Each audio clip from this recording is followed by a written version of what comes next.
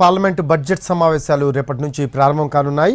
2 విడతలుగా జరిగే ఈ సమావేశాల్లో కేంద్ర బడ్జెట్పై విస్తృతంగా చర్చించనున్నారు. తొలి విడత సమావేశాలు 9 రోజులు, మళ్లీ విడత సమావేశాలు 18 రోజుల పాటు జరుగుతాయి. ఇవాళ జరిగే అఖిలపక్ష సమావేశంలో ఉభయ సభలు సజావుగా సాగేందుకు సహకరించాలని ప్రభుత్వం విపక్ష నేతలను కోరనుంది.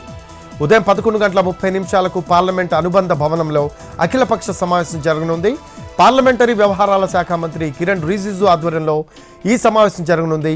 ప్రభుత్వం తరపున లోక్సభ డిప్యూటీ నాయకుడు, రక్షణ శాఖ మంత్రి రాజ్నాథ్ సింగ్, రాజ్యసభ నాయకుడు, ఆరోగ్య శాఖ మంత్రి జేపీ నడ్డా హాజరవుతారు. లోక్సభలో ప్రతిపక్ష నాయకుడు రాహుల్ గాంధీ, రాజ్యసభలో ప్రతిపక్ష నేత మల్లికార్జున్ ఖర్గేతో పాటు ఉభయ సభల్లోని అన్ని పక్షాల నేతలను అఖిలపక్ష సమావేశానికి రావాలని ప్రభుత్వం ఆహ్వానించింది.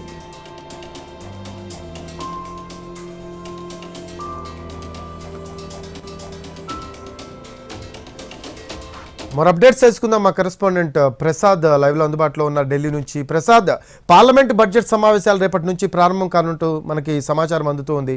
దీనికి సంబంధించి లేటెస్ట్ అప్డేట్స్ ఏంటి?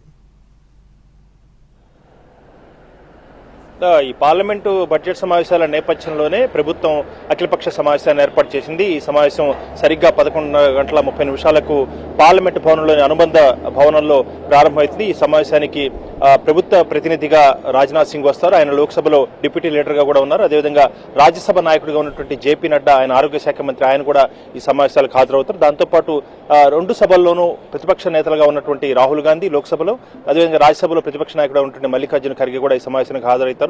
దాంతోపాటు అన్ని పక్షాల నేతలందరికీ కూడా ఆహ్వానాలు అందాయి. అందరూ కూడా ఈ సమావేశానికి హాజరవుతారు.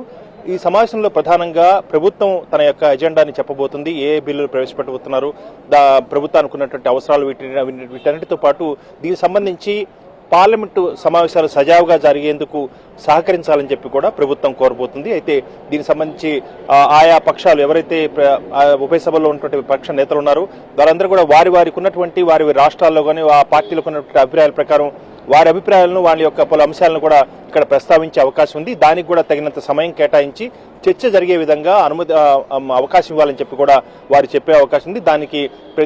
దానికి ప్రతిగా ప్రభుత్వ ప్రతినిధులుగా హాజరైనటువంటి రాజ్నాథ్ సింగ్, జేపీ నడ్డా కూడా దానికి సమాధానం ఇచ్చే అవకాశం ఉంది. ఇది ఈ అఖిలపక్ష సమావేశంలో దాదాపు 2 గంటల పాటు కొనసాగే అవకాశం ఉంది.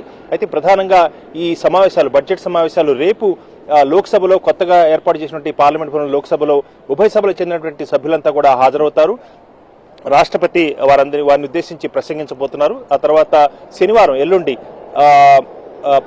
కేంద్ర బడ్జెట్ను కేంద్ర ఆర్థిక మంత్రి నిర్మలా సీతారామన్ ప్రవేశపెట్టబోతున్నారు. ప్రధానంగా ఈ సమావేశాలు 27 రోజుల పాటు జరగబోతున్నాయి. 2 విడతలుగా జరగబోతున్నాయి.